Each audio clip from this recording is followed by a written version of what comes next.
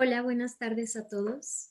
Bienvenidos a esta plática de la Fundación Sofía México, titulada Hipatia, la luz de Alejandría. El día de hoy vamos a hablar de algunos aspectos menos conocidos de una mujer muy conocida en la historia, en la ciencia, pero que quizás solo conocemos una o ninguna de sus facetas. Hipatia ha sido reconocida como la mejor matemática del mundo grecorromano, la primera mujer astrónoma de la historia, la directora de la Escuela Neoplatónica de Alejandría, una de las mejores universidades en el mundo antiguo. Pero también ha sido famosa por haber sido una persona que fue amenazada y asesinada por las autoridades de su tiempo. ¿Por qué fue amenazada y asesinada? Por ser mujer, por pensar distinto y más que nada por ser fiel a sus convicciones. Hoy hablaremos de Hipatia de Alejandría, el ejemplo de una persona excepcional en inteligencia, pero también en perseverancia, en fuerza, en tolerancia y en sabiduría. Quizás una de las personas más sabias del mundo antiguo. Espero que disfruten mucho de esta plática. Hipatia tiene muchos aspectos en su vida.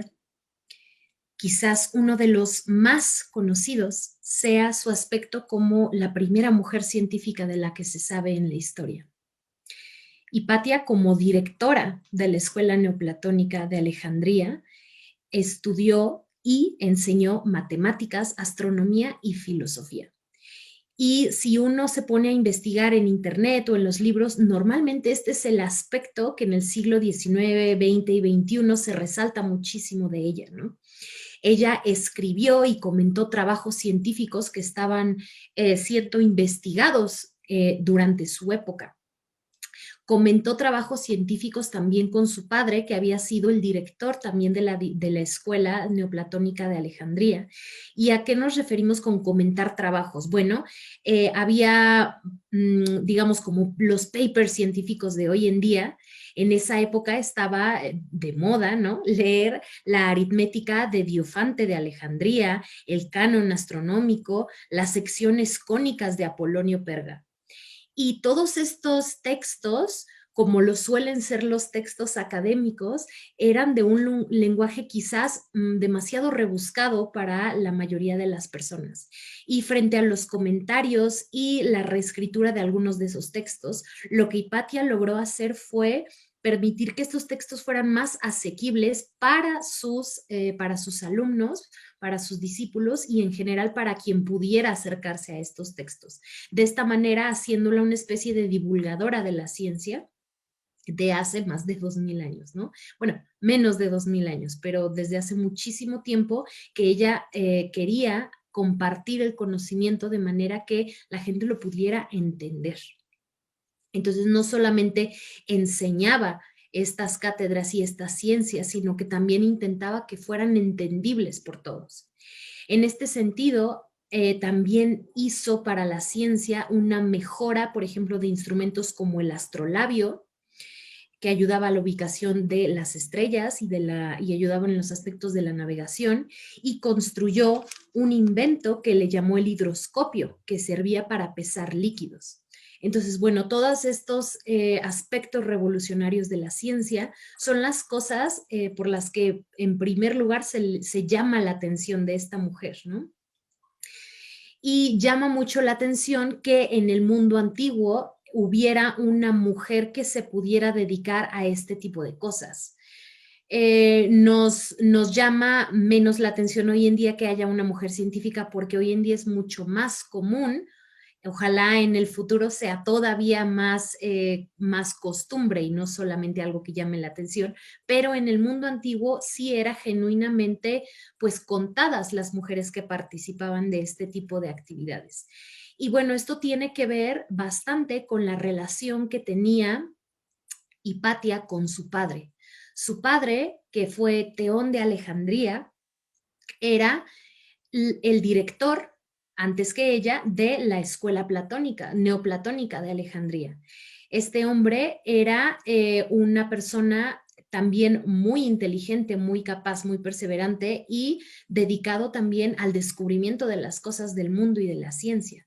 Y desde que Hipatia era joven, la instruyó en las matemáticas, en la astronomía, en la geometría, en los diálogos de Platón, en juegos pitagóricos. Desde que era muy pequeña, poco se sabe de su vida, pero sí se sabe que estuvo muy inmiscuida en todo lo que eran las ciencias gracias a su padre.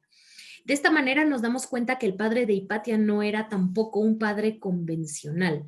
Como se acostumbraba en aquella época en la sociedad greco-romana, la mujer tenía un papel tradicionalmente más relacionado al hogar, más como de madre, de esposa, mucho más íntimo con la familia y con sus seres cercanos, ¿no? Pero Teón se dio cuenta de la gran capacidad de Hipatia y le dio la oportunidad, la libertad de desarrollar lo que ella quisiera hacer, lo que ella quisiera hacer con su vida, al ver que ella tenía un gran interés en lo que era el conocimiento de las cosas del universo y no solamente en lo que correspondía al mundo más social.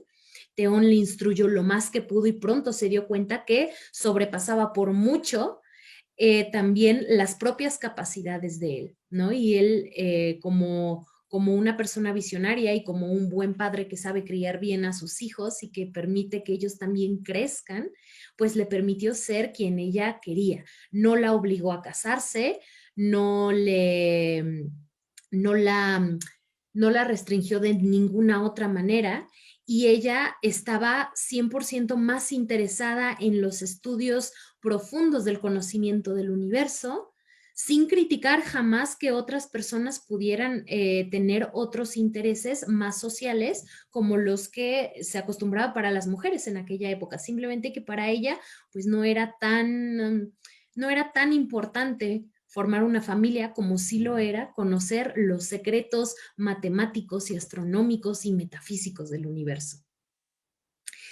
Ahora bien, así como Teón fue un punto clave en que ella pudiera hacer todos estos avances y descubrimientos científicos, también lo fue la manera en cómo ella se acercaba al conocimiento. Ella tenía una manera armonizada de entender todo lo que era el conocimiento del mundo. ¿A qué me refiero con esto? Hoy en día le damos muchísima importancia al conocimiento fragmentado.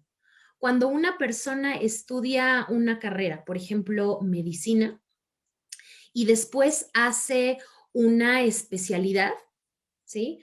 Por ejemplo, medicina interna o anestesiología o ortopedia, ¿no? Por ejemplo, se va haciendo una especialización en el conocimiento que uno va teniendo de una rama. Pero después también existen las subespecialidades y las subespecialidades. Y entonces tenemos ortopedia pediátrica o anestesiología neurológica, ¿no? Y entonces hoy en día le damos muchísima importancia a conocer a profundidad un aspecto muy específico y sí, es muy específico de una rama del conocimiento, ¿no? Y al final conocemos todo, pero de un fragmentito del universo, ¿no? De todo lo que es el conocimiento del universo. Eso es a lo que le damos muchísimo peso desde hace tiempo en lo que es el mundo académico, ¿no? En el mundo de la ciencia. Desde la perspectiva como un científico de la visión que tenía Hipatia y en general científicos de esa época, el conocimiento se veía de una manera muy distinta. Se veía como el poder entender no el todo de un aspecto muy pequeño, sino la esencia primordial de muchas cosas. El poder entender la esencia de los saberes, lo más importante, lo más trascendente de muchos saberes que pudieran armonizar el conocimiento general como un todo. Es decir, Si hoy en día los científicos fueran a un bosque y estudiaran qué es lo que ocurre en cierta zona geográfica, quizá necesitaríamos a un biólogo para que examinara la vida silvestre que hay ahí, un geógrafo para que pudiera observar las montañas, los ríos y todos los accidentes geográficos que hay por ahí. Quizás un sociólogo o un antropólogo para ver si hay por ahí diferentes culturas o grupos humanos que se asientan. Uh-huh.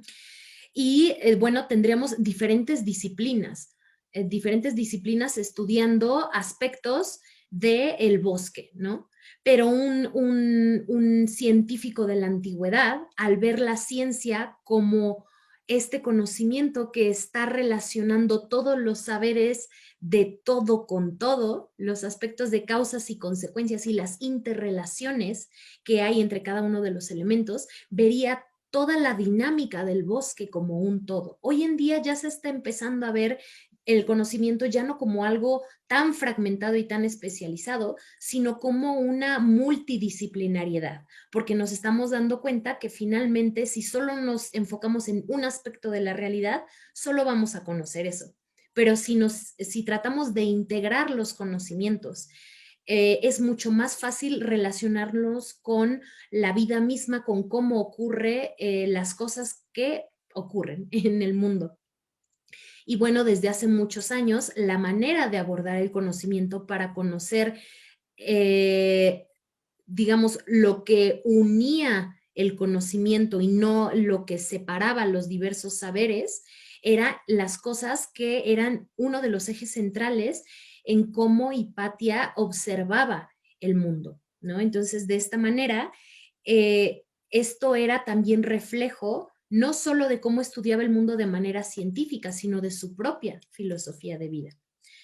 Hipatia como científica era una persona que buscaba encontrar la causa última de las cosas, no los aspectos múltiples, contables, predecibles de muchísimas cosas, que es más o menos cómo se desarrollan los experimentos de algunas disciplinas hoy en día, sino la causa última, abstraer los aspectos esenciales de los saberes de hoy en día. Y esto devenía de un aspecto muy importante que era su aspecto y formación como filósofa. Hipatia es obviamente reconocida como una científica, pero quizás su aspecto como filósofa sea un poco menos estudiado. Y es realmente algo muy importante de poder conocer y muy interesante también, pues de ahí venía también toda su esencia de vida y su modo de ser y como la gente la recordaba. Hipatia, al ser la directora de la Escuela Neoplatónica de Alejandría, tenía que conocer y también vivir el neoplatonismo. El neoplatonismo fue una filosofía, ¿sí? Se puede considerar una filosofía en sí misma que, digamos, puede ser considerada una especie de puente entre la filosofía antigua y la filosofía medieval. Bueno, fue fundado el neoplatonismo por por Amonio Sacas, y uno de sus discípulos más reconocidos fue Plotino. Es más bien de Plotino de quien tenemos algún registro de qué se trataba esto del neoplatonismo. Como su nombre lo indica, los neoplatónicos lo que intentaban era recuperar mucha de la esencia de lo que había sido la filosofía platónica. Sin embargo, no era el único tipo de conocimiento que se recopiló en esta filosofía. Se tomaban aspectos de Platón, de Pitágoras, de Aristóteles, pero también el modo de vida de los estoicos y de los epicúreos. Es decir, las grandes filosofías griegas, se tomó los mejores aspectos de cada una de ellas, y cuando estos aspectos ya no se estaban llevando a cabo en la época griega, bueno, nació este nuevo modo de pensar y de repensar la realidad que se llamó el neoplatonismo. ¿Cuáles eran, digamos, a grandes rasgos los aspectos importantes del neoplatonismo? Bueno, en el pensar antiguo, en la filosofía antigua, había una visión en la cual lo divino y lo material estaban todos metidos y mezclados en la naturaleza. Y entonces uno podía observar lo divino eh, a través de observar el mundo material en la naturaleza. Ahora bien, esta filosofía hace una pequeña diferencia y entonces, desde el neoplatonismo, lo divino está en un plano de la realidad que no es tan fácil de percibir. Lo divino, lo uno, la creación de todas las cosas, el pensamiento que se piensa a sí mismo, que es inexpresable, inaprehensible, que no se puede comprender tan fácilmente, no puede estar metido en el mundo material. Tiene, por lo tanto, que estar en un plano distinto. Uh-huh. Y entonces coloca un poco lo divino en un plano distinto de la realidad a donde estamos nosotros, que es en el mundo, en el mundo material en donde está la naturaleza. Al hacer esta distinción, nos empieza a alejar un poco de nuestra percepción de lo que es lo divino y que posteriormente en la filosofía medieval se empezaría a hacer esta diferenciación de que Dios es algo distinto de nosotros. Dios no es algo que está en este mundo, sino en otro lugar, y que más bien nosotros tenemos que tratar de acercarnos a lo divino. Esto queda también más claro con la idea del concepto de lo uno. El uno. El uno era este concepto en el cual era la esencia de todas las cosas. Lo uno no es algo que se pueda describir, algo que se pueda definir. Es el pensamiento que se piensa a sí mismo, la creación de todas las cosas. Es algo tan inasequible, tan indefinible, que solamente podemos tratar de entenderlo y percibirlo definiéndolo a partir, pues, de lo que no es, ¿no? No es corrompible, no es mortal. Entonces, solamente de esa manera, decían los antiguos, se puede más o menos entender qué es eso de el uno. Cuando este pensamiento empieza a estar en movimiento, es decir, empieza a producir pensamiento, ese pensamiento que empieza a ser son los arquetipos, las ideas, cosas que son un poco más asequibles para nosotros. Por ejemplo, el mundo de las ideas del que hablaba Platón, ideas como el bien, la justicia, la belleza, la verdad. Esos conceptos que, aunque siguen siendo muy abstractos para nosotros, ya tienen nombre, ya tienen algo un poco más entendible para nosotros, y son también a las cosas a las que nosotros nos gustaría acercarnos. Al acercarnos nosotros al bien, a la verdad, a la belleza, a la justicia, son las ideas a las que nosotros desde el mundo material deberíamos de poder acercarnos para poder eventualmente llegar a lo uno. Entonces, más o menos, a través del neoplatonismo, nosotros que habitamos en el mundo material, nuestra misión, digamos, es el que nosotros en el mundo material no estamos con lo divino, porque el mundo material no es divino, es una emanación, es una creación de lo divino y tiene una forma divina, pero no es divino en sí mismo. Entonces nosotros deberíamos de querer regresar a ese uno, regresar a esa emanación, bueno, a lo que nos emanó, regresar a lo uno. ¿Y cómo se regresa a la creación del mundo? A través de la contemplación y de la reflexión de la realidad, ¿sí? Es decir, a través de la reflexión pura sobre las cosas de la vida, sobre las cosas del universo, no desde la observación de cómo el mundo tiene múltiples cosas y especialidades y divisiones, sino de una abstracción que nos regresa a ver que todos emanamos de ese uno, que todos somos parte de ese uno. Este concepto es muy importante porque aplica ya no solo para la ciencia pura, sino también para la misma vida.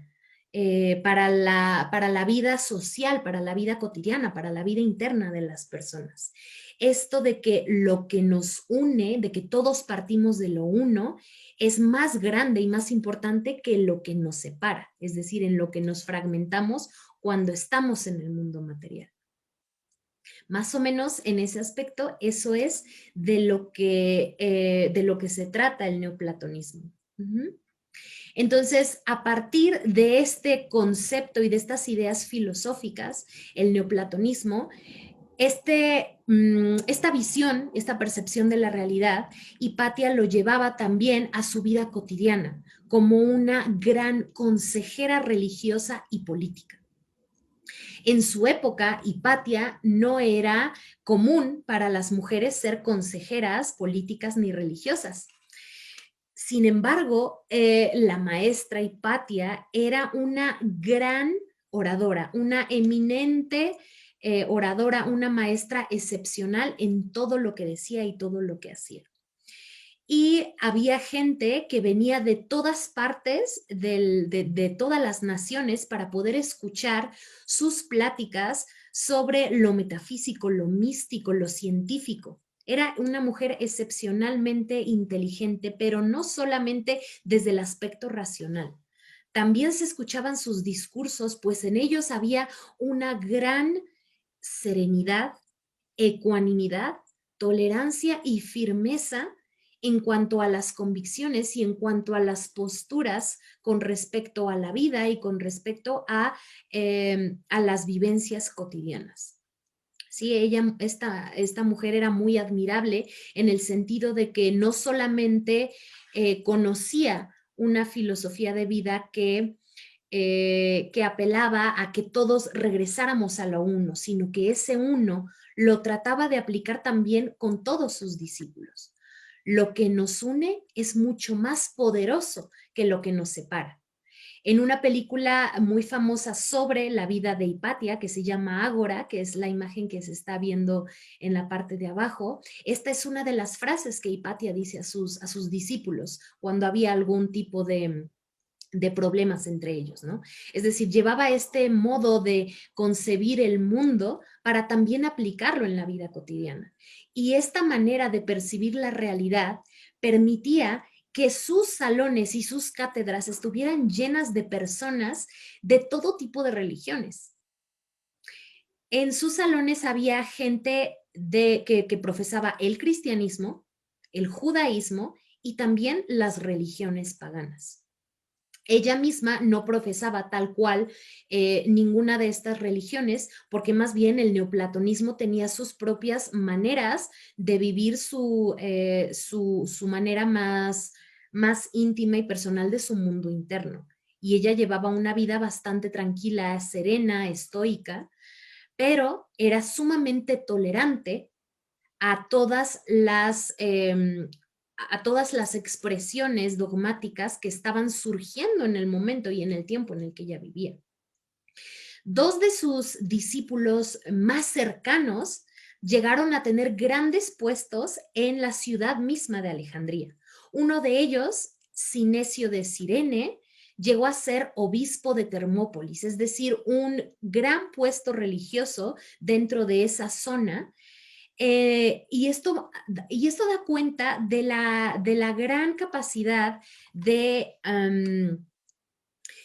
ver la esencia de las cosas y no enfocarse en si lo místico aplicaba o no para una religión o para otra. Se sabe que Sinesio y Hipatia se carteaban durante muchos años, en los cuales hablaban de cosas como el Fedón de Platón, la belleza, la responsabilidad de los gobernantes, diferentes cosas, las virtudes del alma, si lo divino debía tener o no soberbia, que llegaban a la conclusión obviamente que no, cómo los reyes debían ser los guardianes del Estado, el amor a la filosofía, el mejorar la humanidad. Sus cartas estaban llenas y llenas de reflexiones que iban más allá de una doctrina religiosa u otra. Y Sinesio de Cirene llegó a ser después de ser discípulo de Hipatia, llegó a ser una persona muy respetada justamente por su carácter ecuánime y justo con las personas que profesaban su religión, que era el cristianismo. De la misma manera, tenía otro discípulo que se llamaba Orestes, que llegó a ser el prefecto de Alejandría, es decir, una persona muy importante dentro del Imperio Romano de Oriente. Ya Orestes ya no era una autoridad religiosa, sino política. Y aún así era una persona que respetaba y admiraba muchísimo a su maestra, a Hipatia, justamente porque ella le aconsejaba cómo resolver problemas que ya no eran de índole religioso, metafísico, místico, sino de índole social, político, práctico. Todas las reflexiones que tenía Hipatia le permitían inspirar a los demás para poder llevar desde sus matices, desde sus vivencias, una vida mucho más, pues mucho más cercana a ese bien que ella quería acercarlos, ¿no? En general, los discípulos que ella tuvo llegaron a tener grandes cargos como magistrados civiles y religiosos. E incluso personas que no habían sido sus discípulos directos le tenían mucho respeto. Ella tenía mucha autoridad. No tenía un poder en el gobierno, no tenía un cargo público, ni religioso, ni político. Es decir, no tenía el poder fáctico, pero sí que tenía una gran autoridad moral dentro de Alejandría. Era muy respetada y muy admirada por toda la sociedad de su tiempo. Y precisamente fue a partir de esta autoridad que ella tenía que empezaron los problemas en la circunstancia histórica en la que le tocó vivir. Pues en esta ciudad de Alejandría vamos a conocer un poco qué era Alejandría, de qué lugar estamos hablando. Hipatia como la luz de Alejandría, pero ¿qué fue Alejandría? Bueno, Alejandría, seguramente todos hemos escuchado hablar de la gran ciudad, la Biblioteca de Alejandría, ¿sí? El faro del mundo antiguo. Pues Alejandría fue una ciudad que fue fundada en el 306 a.C. por Alejandro Magno. Alejandro Magno, que fue este conquistador del mundo antiguo, que conquistó muchísima parte de Europa y también de Asia, y que a su muerte dejó pues diferentes cargos en los cuales sus generales se dividieron todas sus conquistas. Y la parte de Egipto, que era la que había conquistado también el norte de Egipto, Alejandro Magno, se la dejó a uno de sus generales que fue Ptolomeo. Ptolomeo hizo que Egipto, que también era un reino en sí mismo, se hiciera más griego. Entonces, durante varios siglos, aunque geográficamente estábamos hablando de Egipto, pues ya la ciudad de Alejandría y toda esa zona cercana ya era una cultura más griega. Siglos después, la cultura griega y la cultura romana ya empezaron también a fusionarse, pues Grecia, todo lo que fue el imperio griego pasó a formar parte del imperio romano. Después el imperio romano se fragmentó en dos y teníamos el imperio romano de Occidente y el imperio romano de Oriente. El imperio romano de Oriente era donde estaba localizado Alejandría. Y bueno, hago todo este recuento simplemente para imaginarnos la gran cantidad de culturas que estaban metidas en esa ciudad. En Alejandría había una mezcolanza de egipcios, griegos, romanos. Y también por ser un puerto que daba al mar Mediterráneo, se estaba constantemente en contacto con culturas como la siria, la árabe, y entonces desde sus inicios, desde que la fundó Ptolomeo, fundó una institución llamada el Museo, una institución que estaba dedicada completamente a la investigación y a la enseñanza. Se invertía muchísima energía y tiempo y prestigio en hacer que el museo fuera una de las mejores instituciones educativas del mundo antiguo. Cuando la gente llegaba a Alejandría, tenían que dejar libros para la biblioteca. Era casi parte de como su peaje para poder entrar a la ciudad. Entonces abastecían la biblioteca con el conocimiento de todas partes del mundo de donde llegaba la gente. Tenían dos bibliotecas, una abierta a todo el mundo, que se llamaba el Serafeo, y otra más privada. Y entonces, bueno, en el Serafeo era también en donde se daban, era un templo al dios Serapis, que también recibía a la gente para poder dar este tipo de educación. Entonces, dentro de los alumnos de Hipatia, pues se recibía gente de todas las culturas, de todas las religiones, que venían a escuchar a la maestra y también a todos los grandes que estaban enseñando. Y durante varios siglos, la ciudad de Alejandría fue este foco del conocimiento de la cultura de la humanidad. Por eso es que durante varias veces que hubo varios incendios, no uno, sino varios de la biblioteca de Alejandría, pues fue muy triste porque muchísima parte del conocimiento que había de la humanidad se perdió desafortunadamente, ¿no? Se han hecho varios intentos, ¿no?, de recuperar gran parte del conocimiento de la humanidad, pero lo interesante de Alejandría no era el conocimiento en sí. Claro que el conocimiento era muy preciado en sí, pero también cabe rescatar la perspectiva con la cual Hipatia intentaba integrar una, una misma perspectiva, una sabiduría de cómo de lo uno surgía lo múltiple y se podía reflejar en diversas ideologías, en diversas culturas, y cómo eso también permitía a los demás verse reflejados, no a partir de sus diferencias, sino de sus similitudes. Esto es un poco también algunas de las filosofías que nosotros en Fundación Sofía tratamos de hacer a través de diferentes cursos, ¿no? Hacemos diplomados de Egipto, de Grecia, de Oriente, también tratando de estudiar cómo las cosas que parecieran ser distintas en diferentes culturas, en realidad nos hablan a la misma raza, que es la raza humana. ¿No? Entonces es muy bonito que podamos nosotros intentar desde nuestras diferentes eh, vivencias y posturas una vivencia parecida a lo que era la cultura de comunidad, de unidad, que se vivía como lo vivían los discípulos de Hipatia. Es muy bonito poder vivir eso, ¿no? Y es muy bonito poder también imaginarlo porque seguramente era algo que se vivía en los salones de clase de Hipatia, pero que utópicamente podía realizarse, pero ya en la práctica, en las calles de la ciudad, seguramente no era tan difícil. Perdón, no era tan fácil. En esta época que le tocó vivir a Hipatia, ya no solamente era el imperio romano de Oriente, sino que era el imperio bajo, es decir, ya era una época en la que estaba decayendo el mismo imperio romano y estaba consolidándose el cristianismo, era el inicio de la Edad Media. Ya las cosas de los dioses del mundo antiguo, las cosas de poder tolerar y mezclar y ser un crisol, la parte cosmopolita del mundo antiguo, eso ya estaba perdiendo fuerza. Y estaba perdiendo fuerza porque había una gran tensión política.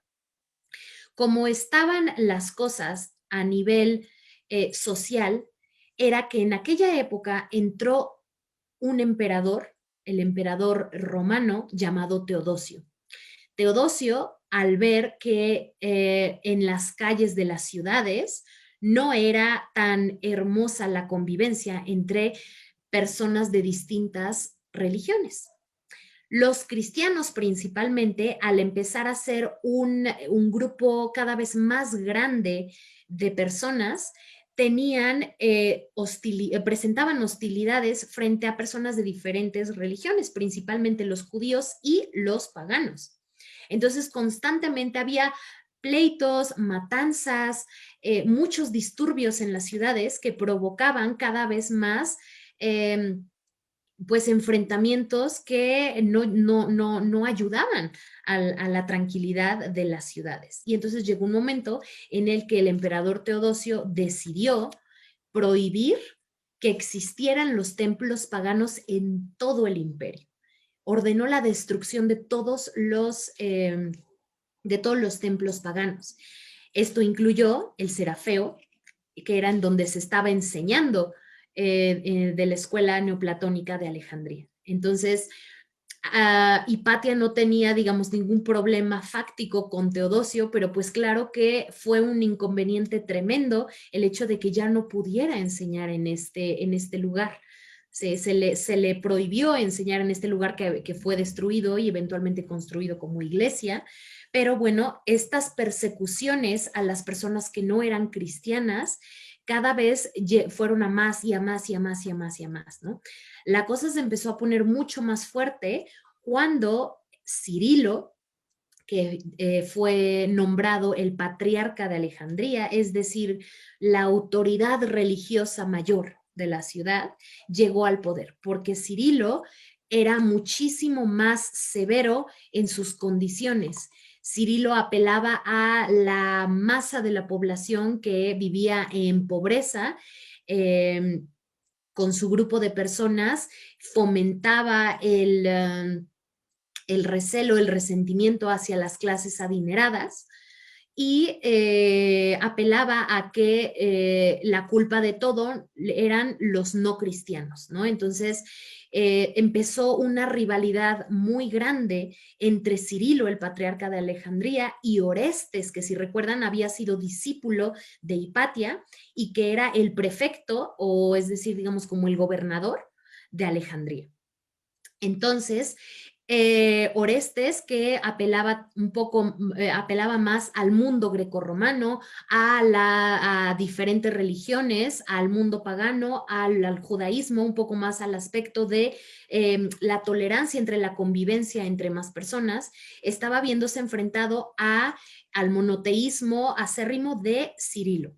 Y entonces empezó muchísimo la rivalidad entre ambos hasta que en un momento Cirilo, al saber que Orestes era aconsejado constantemente por Hipatia, acusó a Hipatia de brujería, de confabular contra la iglesia cristiana, de hereje, porque Hipatia pues no era cristiana. Hipatia era, pues puede considerarse pagana, pues llevaba su propia manera de vivir las cosas al vivir bajo los estándares también de la parte del neoplatonismo. Y entonces, pues toda esta tensión política eventualmente la arrastró a que quisieran obligarla a ella y a todos los no paganos a convertirse al cristianismo. Y muchos de manera forzosa lo hicieron simplemente para escapar la persecución política y también la muerte. Pero Hipatia no se dio y no quiso convertirse al cristianismo. Aunque muchas personas le rogaron que lo hiciera simplemente por supervivencia, ella muy aferrada a sus convicciones, dijo que no lo iba a hacer. Y entonces, pues de la manera más triste, Hipatia fue perseguida y fue asesinada. Fue asesinada durante la Pascua del 415 después de Cristo. Hipatia murió, pero su legado nos queda.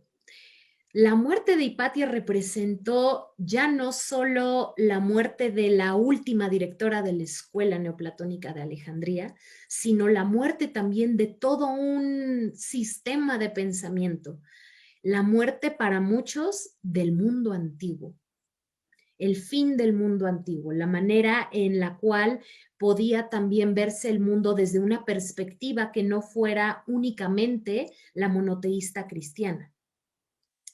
Y entonces simbólicamente para muchas tradiciones también la muerte de Hipatia representa una época muy melancólica para el fin de muchos conocimientos que fueron olvidados, ¿no? Porque ella, al ser una persona brillante que fue reducida a ciertos aspectos,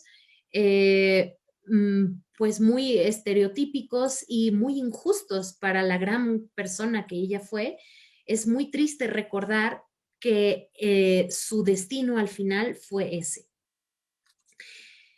A partir del siglo XVIII y XIX se empezó a retomar la importancia de Hipatia para las causas anticlericales, para la autonomía intelectual del pensamiento y también para las causas feministas.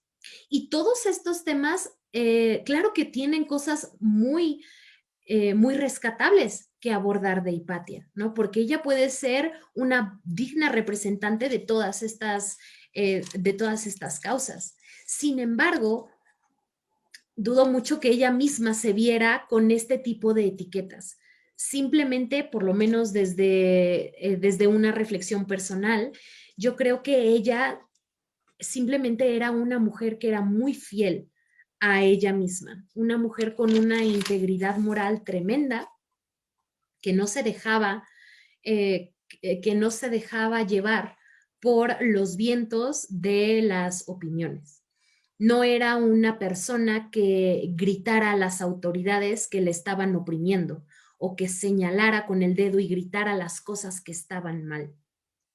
Era una persona que simplemente era fiel a cómo ella vivía, a lo que ella creía, que aconsejaba a quienes veían que lo necesitaban y que llevaba su vida también como un modelo de lo que ella quería ser, de lo que ella creía.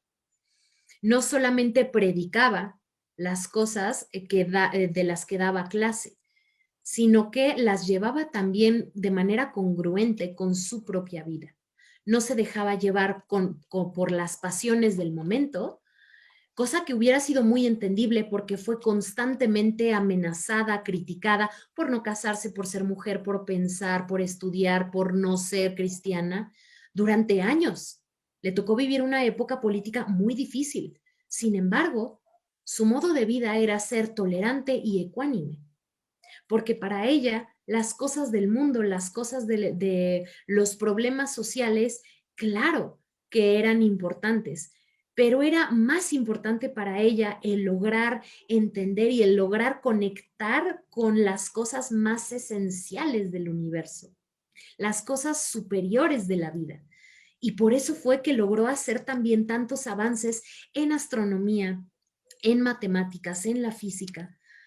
Todas esas abstracciones que logró hacer y esas explicaciones para los demás también devenían de que ella pudiera conectar con una realidad distinta y una realidad más trascendente que la que le estaba eh, molestando, digamos, en el desarrollo intelectual. Su parte social no era tan importante para ella como su desarrollo interno, como su entendimiento de la realidad una.